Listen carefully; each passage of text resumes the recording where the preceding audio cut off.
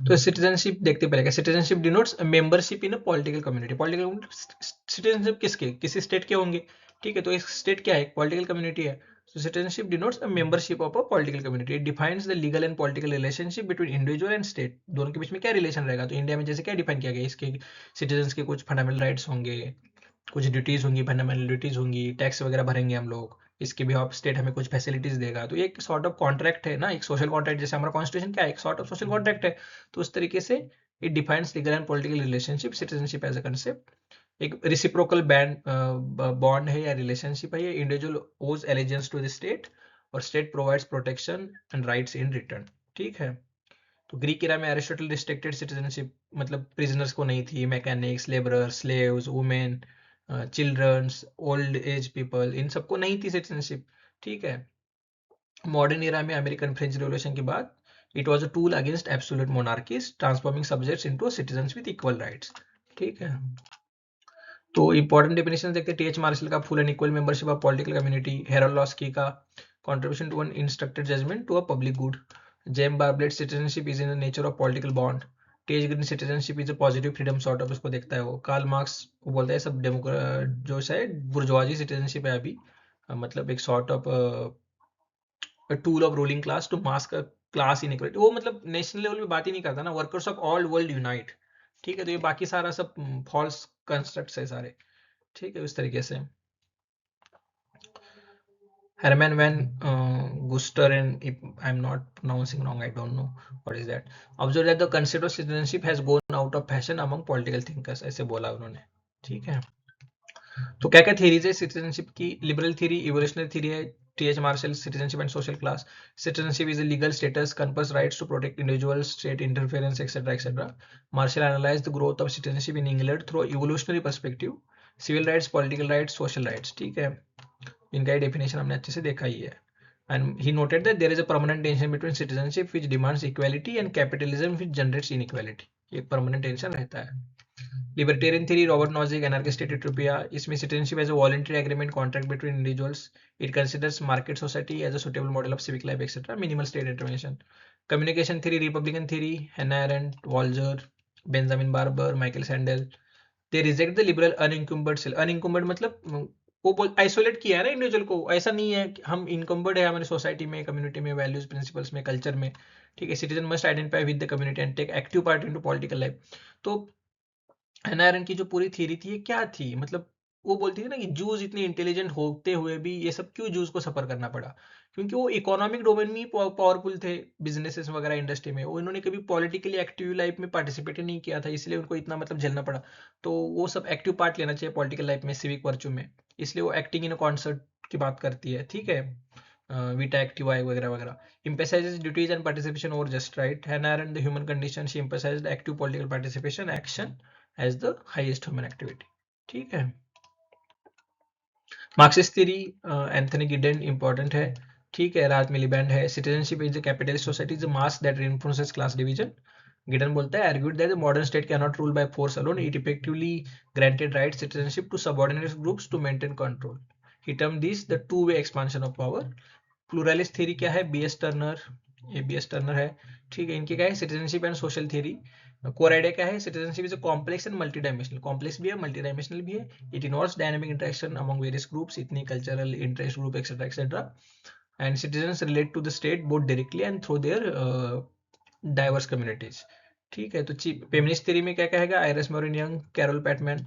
सो वहाँ पे क्या है कि traditional citizenship is a based in public private divide में होता है वो मतलब वहां से आता है ना कि पर्सनल इज पॉलिटिकल, तो वो डिवाइड ब्रेक करना है, ठीक है। तो legal rights of women etcetera सब आएगा। तो डिफरेंशिएटेड सिटीजनशिप की बात वो करेंगे।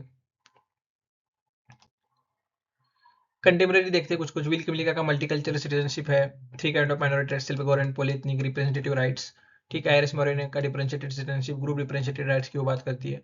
डेरेक हीटर का multiple citizenship, we are citizens of our city, region, nation, potentially the world simultaneously, ठीक है, इस तरीके से। ये इतना टर्नर का analyse citizenship, three dimension, civic, political, social, इतना ज़्यादा कुछ इंपॉर्टेंट है नहीं अब।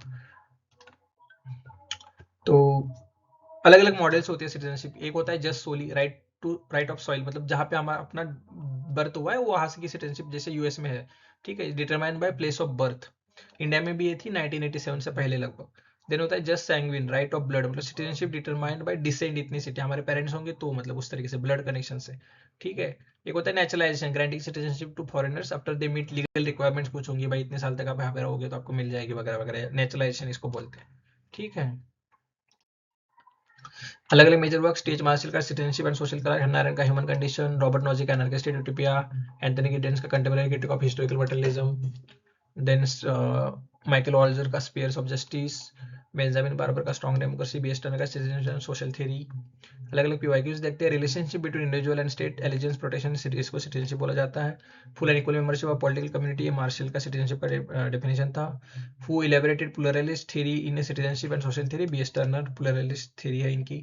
Who said citizenship has gone out of fashion, Herman van Gunsteren. The human condition ये अनाया का है, spheres of justice Michael Walzer, three types of minority rights Will Kymlicka, concept of differentiated citizenship Iris मोरेने।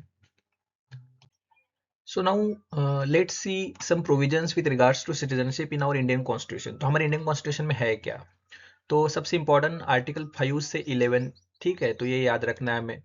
तो 5 से 11 जो articles है वो part 2 में आते हैं कॉन्स्टिट्यूशन के, ठीक है। तो कॉन्स्टिट्यूशन का पार्ट 2, उसके साथ ही साथ मतलब legal membership of a person as a, मतलब सॉवरेन जो स्टेट है हमारा, सॉवरेन जो नेशन है उसकी एक लीगल मेंबरशिप। तो ये लीगल मेंबरशिप जब हम सिटीजन बन जाएंगे तो हमें सारे सिविल पॉलिटिकल राइट्स मिल जाएंगे, सारे फंडामेंटल राइट्स हमें मिल जाएंगे, ठीक है। अदर भी जो राइट्स है, कॉन्स्टिट्यूशनल राइट्स है, लीगल राइट्स है, ये सब हमें मिल जाएंगे। तो आर्टिकल 5 कहता है कि citizenship at the commencement of the constitution, तो कॉन्स्टिट्यूशन जैसे ही आया उसके हिसाब से जो सिटीजनशिप आपको मिली, बाय बर्थ मिली, बाय डिसेंट मिली, बाय नेचुरलाइजेशन मिली, जो भी है, ठीक है। देन 6 में राइट ऑफ पर्सन जो पाकिस्तान से माइग्रेट हुए, उसके बाद जो बाद में रिटर्न हो गए पाकिस्तान, मतलब जो आए थे, ठीक है, तो जो माइग्रेंट्स आए थे उनके कुछ हक वगैरह ये सब। उसके बाद जो अब्रॉड थे इंडियंस उस टाइम पे, उसके कुछ राइट्स आर्टिकल 8 में दिए हुए हैं।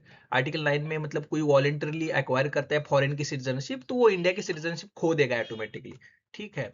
Then article 10 continuance of citizenship with जो भी कंटिन्यूएशन होगा राइट का।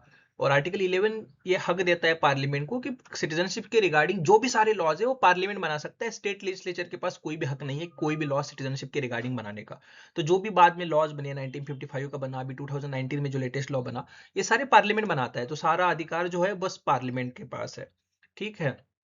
तो कुछ कुछ जो रिसेंट अमेंडमेंट हुए ना कि सिटीजनशिप एक्ट 2009 में जो प्रोटेस्ट अलग अलग हुआ, तो ये क्या करता है कि फास्ट ट्रैक करता है पहली सिटीजनशिप मिलने के लिए, मतलब जो लंबा प्रोसेस लगता था उसको फास्ट ट्रैक करता है। और जो भी नॉन मुस्लिम्स माइनॉरिटीज है पाकिस्तान, अफगानिस्तान एंड बांग्लादेश में, उनको मतलब जल्द से जल्द सिटीजनशिप मिले, जो भी बिफोर 31 दिसंबर 2014 आए हैं, जो भी Hindu, Sikh, Buddhist, Jain, Parsis, Christians होंगे इन सब देश कंट्रीज में, इन 3 कंट्रीज में, तो उनको फास्ट ट्रैक मिल जाता है। सिंगल सिटीजनशिप है हमारे यहाँ पे। यूएस में ऐसा नहीं है कि यहाँ पे डबल सिटीजनशिप होती है, अलग अलग कंट्रीज में अगर आप देखोगे तो दो दो तीन तीन कंट्रीज के साइमल्टेनियसली पासपोर्ट्स लोग होल्ड करते हैं, ठीक है, जैसे अफगानिस्तान में हो या अलग अलग कंट्रीज में, यूएसए में हो। इंडिया में नहीं है, बस आप इंडियन पासपोर्ट ही होल्ड कर सकते हो, साथ ही साथ आप कोई और कंट्री का पासपोर्ट या सिटीजनशिप नहीं होल्ड कर सकते, क्योंकि आप जैसे ही किसी और कंट्री का पासपोर्ट होल्ड करते हो तो आपकी सिटीजनशिप चली जाती है, ठीक है। जैसे अक्षय कुमार के केस में ये एक हुआ था ना कि जब वो कैनेडियन सिटीजन बने तो उनकी इंडियन सिटीजनशिप खो गई, बाद में फिर से उन्होंने फिर वो सिटीजनशिप छोड़ी, फिर से इंडिया के अभी रिसेंटली ली है, वो बात अलग है। तो एनआरआई ओसीआई स्टेटस जो है, मतलब सिटीजन जो रिसाइडिंग आउटसाइड, वो नॉन रेसिडेंट इंडियन है। और जो ओसीआई मतलब जो ओवरसीज सिटीजन ऑफ इंडिया, मतलब जो परमानेंटली, अब वो सिटीजन है नहीं हमारे, वो बस मतलब उनको एक कार्ड ये दिया है ओसीआई कार्ड, जो कभी भी इंडिया में बिना वीजा मतलब वो आ सकते हैं, यहाँ पे जितना चाहे उतना रह सकते हैं वगैरह वगैरह।